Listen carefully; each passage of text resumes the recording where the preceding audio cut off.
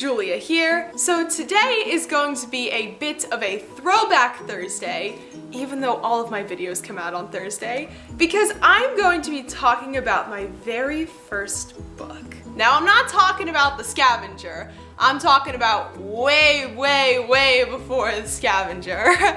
I'm talking about the very first book that I wrote in first grade, which was 2,000 Miles to Squigmire. So, why am I going to talk about this? One, because reading embarrassing stuff is entertaining YouTube content.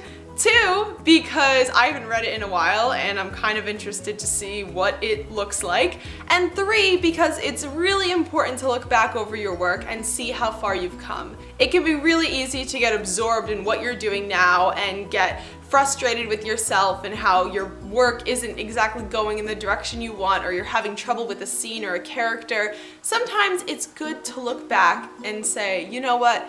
I've come very far. Even though it might be frustrating in this moment, I've come a long way. Without further ado, let's take a look at 2,000 Miles to Squigmire. So here it is, 2,000 Miles to Squigmire.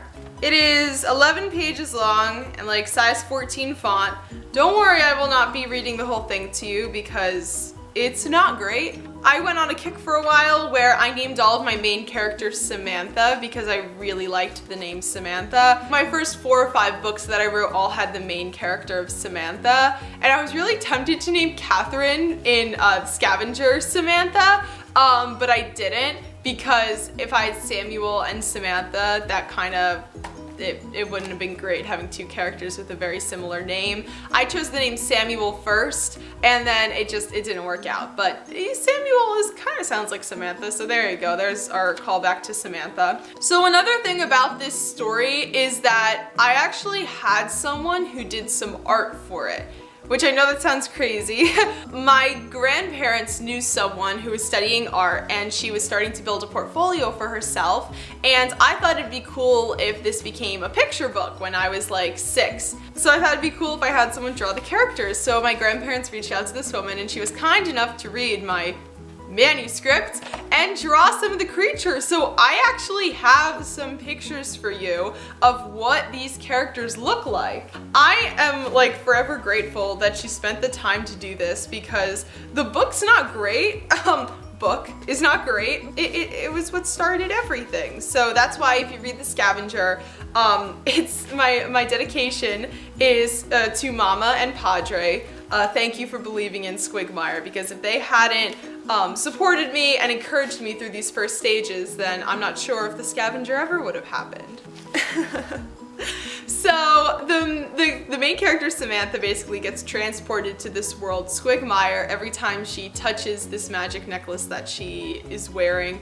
The rules for the necklace are kind of all over the place, but don't worry about it. In this world, Squigmire, there's these things called squiggle-myths. So this is what a squiggle-myth looks like. It has 1 foot, so it just like hops around. Yeah, it's like a bird, I think, with like a dragon tail. I didn't know how to create like anatomical characters again at age 6, so I just kind of put together like a mash of all different body parts from different animals and just created something new. So that's, yeah, the squiggle myths were a little terrifying, I'm not gonna lie.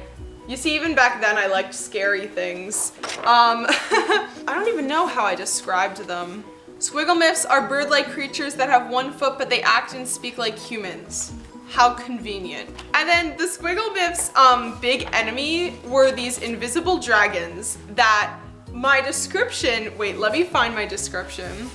The race of dragons was invisible, 2 inches long, and can shoot fire the size of your kitchen table. So you know these dragons meant business. The book opened with like this giant, it was like kind of violent, these dragons that were like attacking Squigmire, but it ended up being a dream sequence. So like, here's the drawing that she did. You can see all the invisible dragons shooting fire, and then Samantha wakes up by yelling, "Wake up." Yeah, and you see all like, there's like horses and animals running away at the bottom. So as you can see, very intense read. The story was just about Samantha. She gets captured at one point, and then the dragons Yeah, I remember the climax of the story was that Samantha was like, it was like kind of violent, honestly. They were gonna execute Samantha, I think, and they were throwing her into like this pit of lava, and then Samantha saw this vision of like this like elder squiggle myth, and the squiggle myth was like, yo, trust us, you're not gonna die. So as soon as she hit the lava, it turned into water, but it still looked like lava from the surface, so the dragons thought she died and they just kind of left her and she swam away. And then there was like a big battle, and then of course there was like a cliffhanger at the end. I had characters named Harry, Ron, and Hermione too, I think. I wonder where those names came from. You could see this is like a mashup. It's like a bad Harry Potter fan fiction mashup. That's what 2,000 Miles to Squigmire is, without, you know, the complex characters and complex plot. Yeah, but that was my very first book. After that, I wrote some more stuff that was like, I did a vampire book at one point. I did one that was like, this was kind of like inspired by Harry Potter, but I wrote one book that was just a flat off rip-off of Harry Potter called Luke Forts and the Evil Sign. Maybe we'll do that another day, but I've had enough humiliation for one day. If 6-year-old me could see me today, I think she'd be pretty proud. I think she'd be a little confused as to why I'm writing in realistic fiction, because literally for the first like 10 or 12 years of my life, I only read and wrote fantasy, and I hated realistic fiction.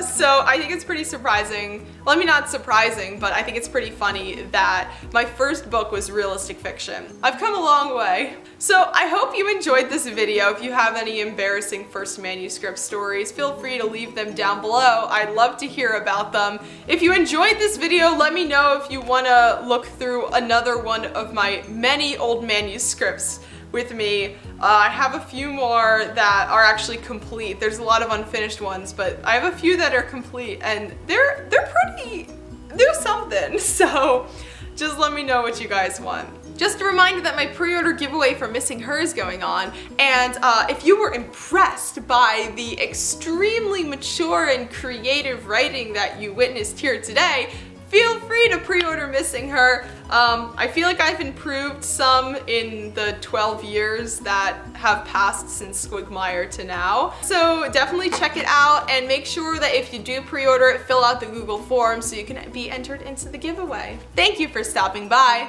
Bye!